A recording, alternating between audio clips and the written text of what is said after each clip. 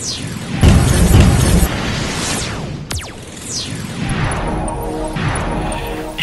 mbote mingi na bandeko nyonso bozwili bakwa kolanda biso na Prince Mafuba Pro TV tika nzambe apambola bino. C'est votre frère le pasteur Joseph Mukambilou. Que la grâce de Dieu soit votre partage. Tombeli bino bonne nouvelle oyo eko remplacer ba mauvaise nouvelle nyonso oyo boankese qui pendant ces temps, parce que la parole de Dieu c'est une bonne nouvelle qui remplace les mauvaises nouvelles. Humblement je vous invite de lire cette portion des Écritures avec moi. Je suis dans le livre de Nombres chapitre 31, le verset 49. Nombre chapitre 31, le verset 49. Si tu as ta Bible là où tu es, okiko ufongola pour nous vérifier et kozala malamu mingi. Natangi na kombo na Yesu Bible boye. Les comptes des soldats qui étaient sous nos charges, et il ne manque pas un homme entre nous. Abandeli. Les comptes des soldats qui étaient sous notre ordre, et il ne manque pas un homme entre nous. Nalinga la première compréhension. Motango yaba soldat oyo bazala ki na se ya bokonji na biso batangami pe mon côté azangi kati na biso. Je vais prier. Seigneur, merci. Nous prions à ce que ton esprit qu'il ouvre notre intelligence, que cette parole puisse prendre place et que cela puisse changer notre destinée, qu'il te place à la première place de nos vies. Au nom de Jésus. Amen. Je parle sur opération aucune perte. Opération aucune perte.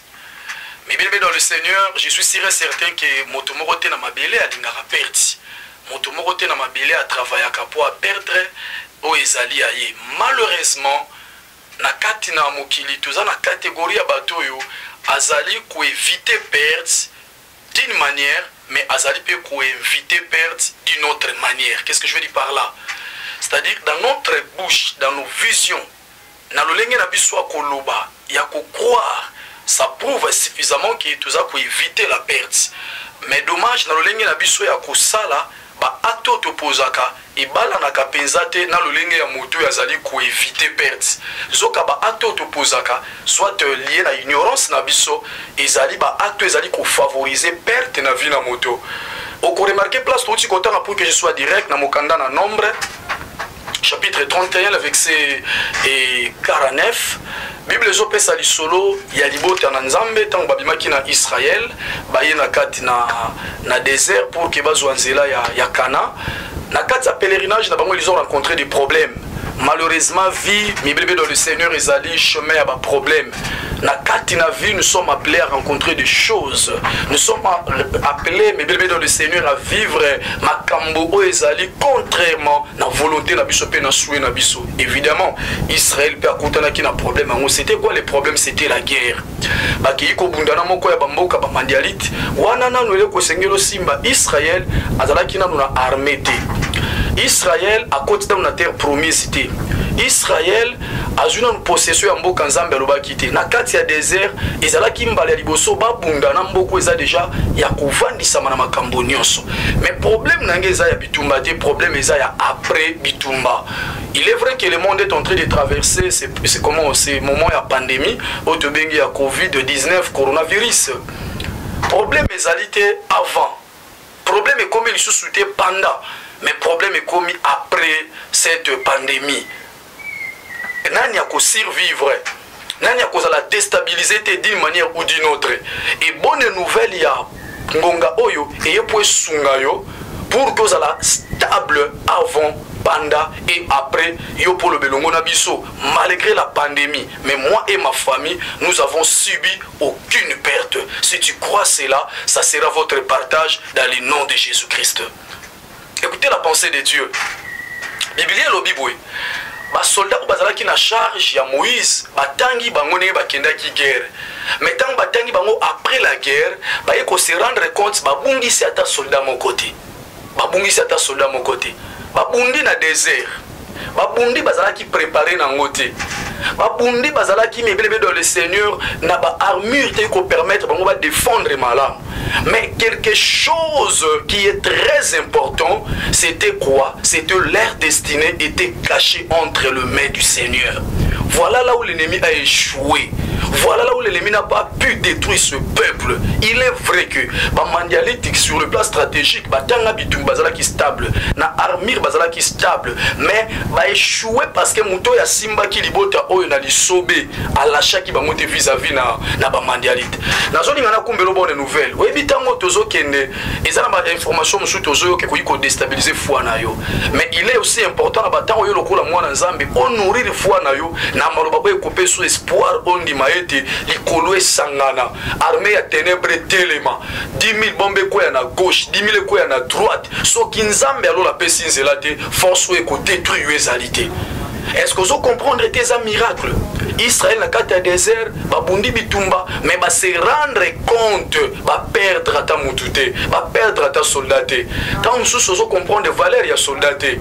Oui, bien dans quatre pays, il y a des choses qui font la fierté d'un pays. Entre autres, l'armée. Ceux qui sont aux États-Unis, ils ont pas besoin il y a mondial, mais ils ont pour l'armée, l'économie et consort. Et na sunga biso armée ezalaka symbole ya fierté.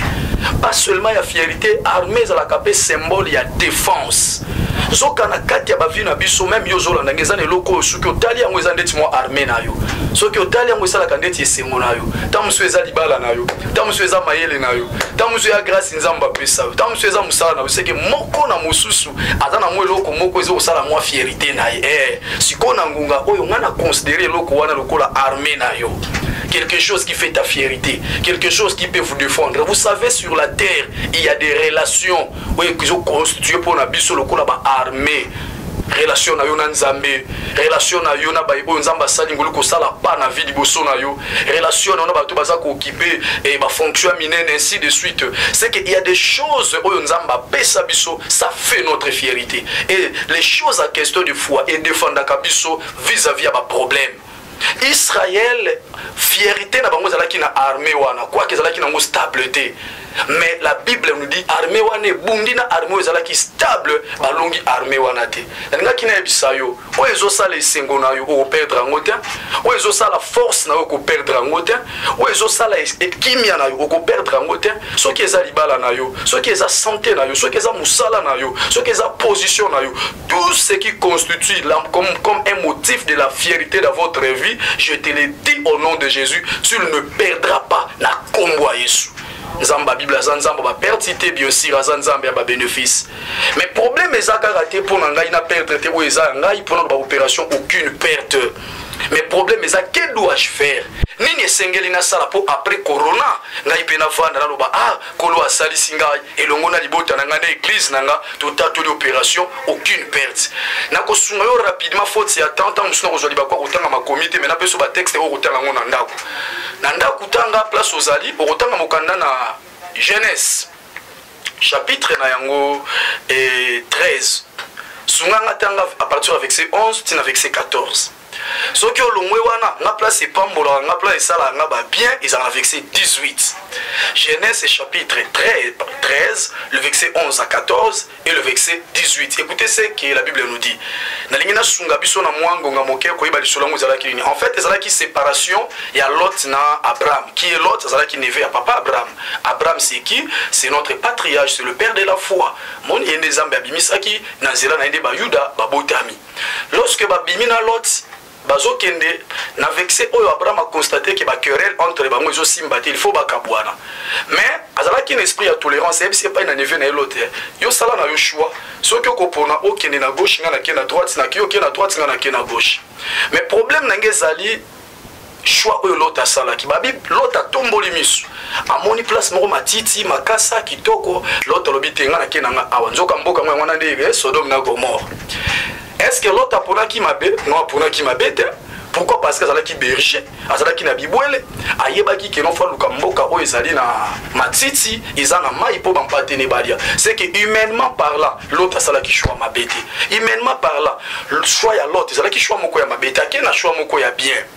kutu Abraham tango atomboli miso babia pona bisika bangomba ezali zoka na bomoto to koloba Abraham nda pona ki place ya mabe pour que vana na bangomba place oyo bampate bakokele na matiti pe ma ya komela mais nzambe bise ke ngona na kopambola yo na zongi na lot pona koloba boy problème na nga na texte oyo ezandenge lot à côté là qui et Sodome na Gomorrhe te mizandenge lota bimela ki Sodome na Gomorrhe bien dans les seigneurs problème eza ko balate problème eza ko bandali kambute problème eza ko zwa visa te ko za na pays oyo zate problème eza to somba lupango banda kotunga problème eza to tangisa libota problème eza to zwi musala sika problème eza wana te problème eza ndengo ko silisela yango. Il y a des vies qui est comparable à la vie de Lot. Il y a des familles qui est comparable à la famille à Lot. Genre, il y a des familles, il y a des malamu, mais souka kamabe. Et bandaka avec des témoignages, mais souki na intercession à kolela, nzambe pourquoi permettre. Et bandaka na acclamation, mais souki na soni. Qu'est-ce que je veux dire par là? Lot à côté na Sodome na Gomorrhe, loko la bosse. À côté na Sodome na Gomorrhe, on a bampate na ye. À côté na Sodome na Gomorrhe, on a mwasi na ye. À côté na Sodome na Gomorrhe, on a bana na ye. Na bozu na nyoso oboye na l'autre à côté qui na Sodome na Gomorrhe. Malheureusement, ce que tangi chapitre 19, pe ba chapitre ye liboso bazolo be ndenge ni l'autre abima ki na Sodome na Gomorrhe bandeko. Muto akota ki lokola patron, mabimi lokola travailleur, bazo bimisa ye bampate batikali.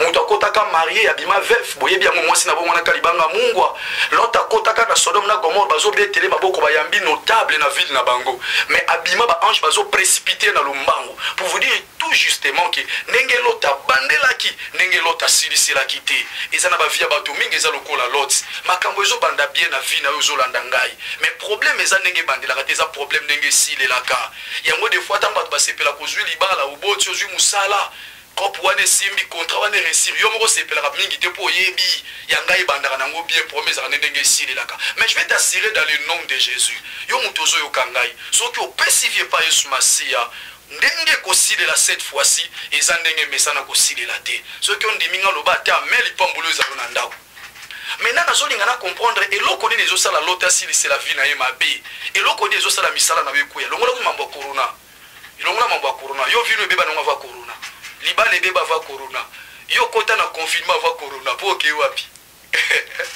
ils en ont tout ça bon donc il y a déjà papa c'est bada qui va corona ya corona est capable de amplifier couper ce argument pour ce muta 5 ans na moto ko so corona mon micro to bi maté ba déjà banda ka lozale yo lote si ma peke de la téléphone va répondre banda ka déjà yo système aux obi ka la corona et quand vous sera go déposer un message qui n'a déjà la vie. Que si tu prends une décision sérieuse, les choses peuvent changer. Il y a quelqu'un qui est capable de changer ta vie. Il s'appelle Jésus. Écoutez la pensée de Dieu. Lot à côté de Sodome na Gomorrhe salinyoso kobosa na oyote ndenga côté laki ndenga bimela kité ndenga bandela ki ndenga silisela kité. Menga linga sunga biso pourquoi? Ah, tant na ke kosala étude ya vie à Lot. Frères et sœurs na comprendre le komoko. Tant na sali étude ya vie à Lot na comprendre tant ngope malamu na ndako. Lot banda kota Sodome na Gomorrhe tindenga bima atumbela tanza mbekate. Asalata hôtel ité tumbeloté. Cela veut dire quoi? Malgré l'autre azalaki oya azalaki wana, mais aneloko moko ekoze kolela na ye, ezaki absence ya hôtel. Longola na makambo Sodome na Gomorrhe. Même ceux qui Sodome na Gomorrhe ils ont pas problème nango. Mais ceux qui l'ont tia kaka hôtel abandeko babota mape na famille ya kindoki babala baza. Babota mape na famille ya kindoki basomba pe baza. Babota mape na famille ya kindoki batombo mape baza. Babota mape na quartier ya kindoki ba resira pe vi baza. Problème eza ya milieu botamité, problème eza et hôtel oyo érigé na milieu ozovanda.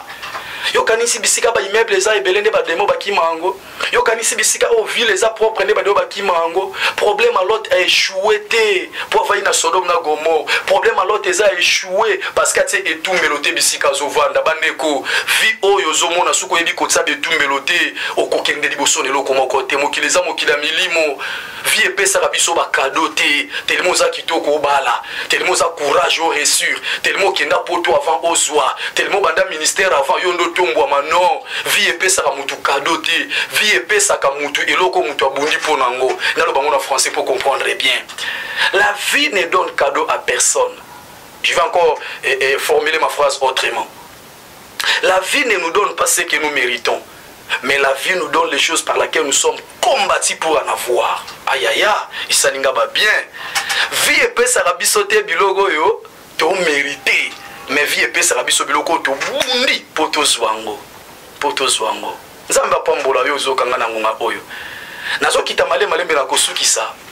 Mais nalingo simba likanisi oyo et que papa oyo Lot a échoué pour que parce que mboka kaka ezalaki mabe non Lot a échoué pour ça qui est tumbelo te absence ya tumbelo absence ya tumbelo. L'hôtel en fait c'est quoi? Et tumbelo pona loba moto no soit comprendre ngai et tumbelo ezali lié moko sacré où ezo permettre bato bakota contact avec divinité. Mais pour nous, l'autel, c'est quoi? L'autel, c'est la présence de Jésus. Parce que dans l'union, c'est la présence de la divinité. L'autel, c'est la présence de Jésus. Yaya. Problème, nous, les alibas, les ali. Mobaki sa yesute. Maye les aranango. Mobaki sa nde yesute. Courage les anango. Mobaki sa nde yesute. Problème, nous, les ali, ba relation eza. Mobaki sa nde yesute. Problème, nous, les ambo kango kenda no kala. Mobaki sa nde yesute. Ba projet eza. Suko bimisi na ba tiroir, bande koragai. Yo ba koti ata ministre la mboka mususu. Posi batali farde na yo ba projet ozala godolo, tu peux changer le monde. Malheureusement, au bakisi yesute et pour les laona ndaku yo wana vule zo kende. Est-ce que cause soit décision au bakisa yesu pour ba aucune perte? L'autre akutani na perte, à perdre moi si, à perdre babambate, à perdre honneur, à perdre nyonso boyebi tout simplement parce que l'hôtel faisait défaut. Ce qui est soit ça la défaut na vie na yo, coronavirus et wambula yo comme on dit ici chez nous à Kinshasa. Coronavirus et omemayo. Ce qui est soit ça la défaut na vie na yo, obi kaka via ba perte. Ya ngono baki ne bandela mate ya nanga, ba tumingi ba éviter ka perte. Mais bah inviter à perdre aussi d'une manière. Ah bon, il y a perte, mais bien ça peut perdre. Le fait qu'au bout il y soit au centre vie, non c'est qu'on bien peut perdre. Mais dans ce qui s'appelle ça peut Abraham, dans Genèse toujours chapitre 13 le verset numéro 18. Abraham a qui namboka bangomba, mais namboka bangomba a tongi et tumbelo. Tango a tongi et tumbelo, Bibli et lobi boye, Nzambe a pambola qui namboka wana. Abraham bakunda ine sengo mboka ko ezalaki ya mabe ekomi mboka ya malamu. Aïe aïe aïe aïe aïe. Écoutez la pensée de Dieu. Au moni ko ezo ko apparaître mabe na vie na yo lelo. Si tu engages Jésus et ko ikokoma bien. Oui. Oyebi Saül a échoué te poisanga ki ba armure biloko ko bungela non. Saül a échoué po eba ki ndenge nini te ba kotisaka Yesu na makambo. Nzambe. Ya monta David a habité là. Yozué la ngana javelot ngana au nom de l'Éternel engagé Nzambe. Abraham ezaki na mboka ya mabe, mais lorsqu'il a engagé Dieu, mboka ya mabe et comme mboka ya malamu. Mboka ya mabe comme mboka ya malamu. Mboka ya mabe comme mboka ya malamu. Opération aucune perte. Ndenge okote la ki corona, eza ndenge okobimela. Bien au contraire, okolimana témoignage ya makamuzamba osale pa inayo. Na komi na suka lilendi ici, Nzamba tsaki nga na motema na partager na biso. Na linga kana sunga yo que oza responsable numéro 1 ya miracle okumona, oza pe responsable numéro 1 ya béché ko okutana na vie. Opération aucune perte, c'est certaine. Nzamba ko yiko tambola na yo, o lelite ndenge batu nyoso bazolela, o perdre te ndenge batu nyoso bazo perdre. Naza na témoignage moko ya baba na benga inga ya zana na États-Unis. Azalaki na maladie wana tozolo bela mikolo, mais avec la prière Dieu l'a guéri. Dieu l'a guéri. Nzambo iko salango pe na yo. Justement que soit décision ya kotonga hôtel na vie na yo. Il soit joie azala au centre ya bomo ina yo. Ce qui m'a dit à OSP ici yo et resuka ka tolo ba amen ndaku. Mais pour ça nange kozala été oyamba Yesu maselo ko lankolo pe mobikisi o décider ko banda une nouvelle relation avec Jésus. Et Dieu sera favorable pour votre destinée. Voilà pourquoi na pambolion de koyoka kibiso na après-midi à lelo le kumwezonge pa ina nzambe boya permeta ki na nzela ya Prince Mavuba Pro TV chaîne wezo pambola libota nzambe mikolo yo ezara yango chaîne wezo pambola libota nzambe mikolo yo et Prince Mavuba Pro TV nzamba permeta ki na nzela na yango to kota na ndaku na bino. Nzambe azolo kumwa pambola pe et mokolo chaîne apambola bandeko nyonso oyo baza ko sala na chaîne oyo natanga bakombo te mais grâce à Nzambe ezali kuna bango. Nana te akiyo na mokona lelo, c'était l'évangéliste Joseph Mukambilu le rejeton de Mouyou, l'homme de Bravo Jésus. Nazali responsable du centre évangélique La Voix de Dieu, et je notamment à Kinshasa, dans la commune Angile, quartier 6, avenue Kikumbi, numéro 13. Vous avez besoin de sounger à prière, il y a conseil, il y a pas un Nzambe hasard et ça l'a raté. Et ça qui hasard est un colo permettant que tomber dans message, c'est que Nzambe a réservé qui problème aux anango, tango mosusu, solution nango que kouta nangolo atikati na biso. Tous allez répondre à kosunga yo. Si tu te manifestes, nous sommes disposés pour nous senga Nzambe et à sopangoli collaborer pour makambo etika la lenge mon côté. Pour que tu contact na biso na WhatsApp plus 243 89 72 48 199 plus 243 72 48 199. Facebook Joseph Mukambilou. Donc ceux qui ont une demande, soit au commerce biso, to koyambayo, à tous en musique, tous en maté ko planifier ba moment ya prière ou ko changer vie na yo. Na pe symbole te na bayangai, o baza cher pour nangai, notamment mon père spirituel le révérend Iber Mouyou. Bola mweko balisusu papa nzamba pambola mon frère l'évangéliste et presse Mavuba nzamba salo bolamu et nkolo apambola mon bébé, mon ange, ma femme légitime, Maman Gladys Mukambilou Manzambi, Ngole Kobalisusu, et aussi mes enfants, Akasia Mukambilou, et je reviens Mukambilou, Zamba Pambola, Frère Jaika Songo, Kati Mamba, Zamba Pambola, Bino, Zamba Pambola, Gédéon Chambou, Zamba Pambola, Centre évangélique La Voix de Dieu Mobimba, sans oublier mon frère de l'Alliance, l'évangéliste Jean-Paul Mayata, alias pasteur de la foi. Zamba Pambola bispe bananios CFC na Codef, l'alliance et Otika Laka alliance. Merci Gumba Motubisko Zali dans le Belanzambi de Père au nom de Jésus. Je prie à ceux qui m'ont otoyoki nangonga oyo ezwe sika katena biso, maloba oyo est bouleversé ba données spirituelles na vie ndeko ya yoki yango que plus rien ne reste comme auparavant dans le nom de Jésus. Je proclame l'onction de aucune perte dans sa vie. Saint-Esprit, voilà les âmes, récupère-les pour la gloire de Jésus, au nom de Jésus-Christ. Amen. Bye bye.